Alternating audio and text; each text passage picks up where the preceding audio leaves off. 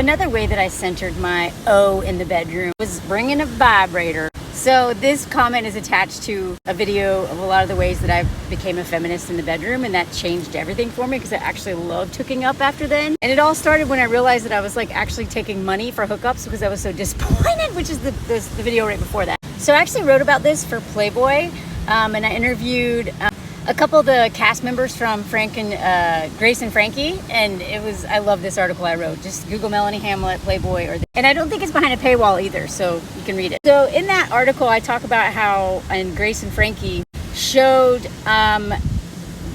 one of the characters using a vibrator with her fiance. I don't know if they were married or boyfriend, girlfriend. I don't know where they were.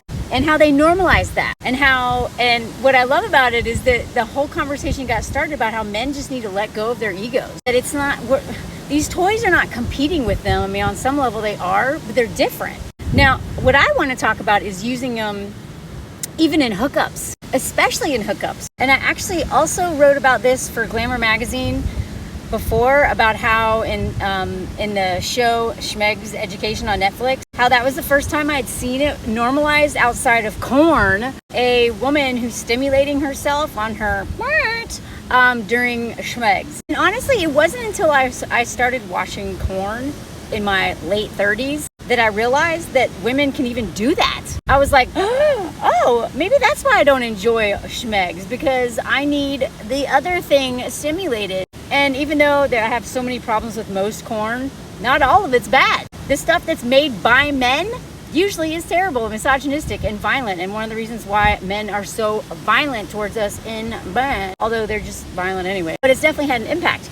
But some of it can be actually good. And if it's made by women for the female gaze or just for women, and it's not all about domination and humiliating us, it can actually be really insightful. I've learned a lot. And so I started realizing I am not coming out of a hookup without an O. My O should happen before his, right? And if it doesn't, like if he goes down on me and it's like maybe he's not good at it, or just not getting there, or maybe I'm just not in the right mindset, then I'm absolutely bringing out my toy during Schmeg's. So I started bringing that thing every time I went for a hookup. And I just pulled it out without like saying, is this okay? Without permission. This is what I need. And honestly, it made every hookup. I never came out of a hookup without an O, which means I actually enjoyed hookups. Now, granted, I've vetted ruthlessly, and it's a very dangerous game, y'all. I'm not saying it's not.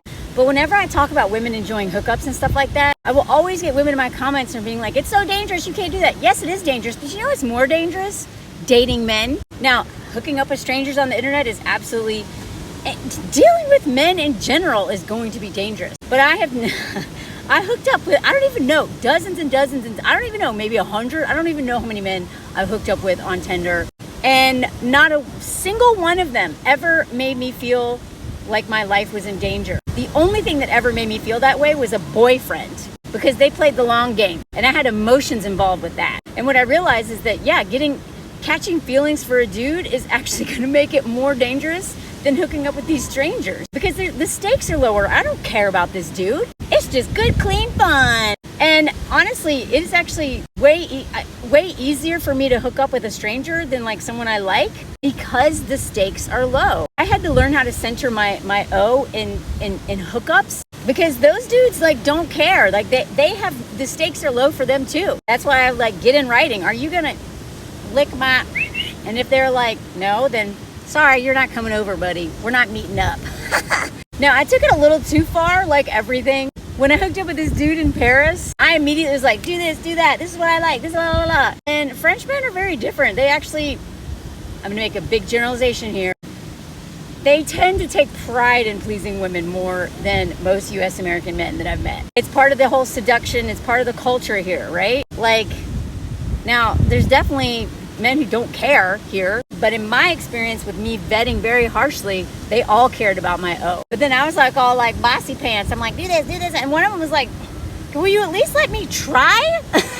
And I was like, oh yeah, sorry, I'm just assuming that you're not gonna do what I need you to do, so I'm being a little bossy. And he's like, yeah, can you tone it down a little bit? Let me at least, it's not fun. It takes all of the, and I was like, yeah, you're right. Because he knew what he was doing. He was very good at it, but I just assumed that he doesn't care about my like most men, that he's not going to know what to do, and he doesn't care, and all that stuff. So I had to actually learn how to tone it down a little bit, because I became so protective of my right to pleasure in the bedroom. And that's the energy. Like, again, I'm not suggesting people go out and hook up on the internet with strangers. That is a very dangerous game. But if we're going to say that, then don't date men at all either, because those men are just as dangerous, if not more so. But if you do play this game, bring your toy.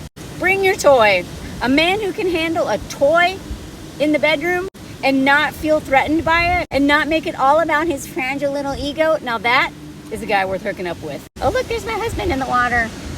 Hi. All through my teenage years, my 20s, and even halfway through my 30s, men made it all about them. I didn't even realize I had a right to pleasure. So yeah, I may have taken it overboard, but honestly, at this point in time, men use us as their surrogate hand, and I am over it. Either you please me or you get nothing from me. Nothing. Get out. Go home. Centering my pleasure in the bedroom is one of the most powerful things that I've ever done as a feminist, whether it's with hookups or with partners. And if they're not going to center your pleasure, you're better off alone, because the toy does just fine.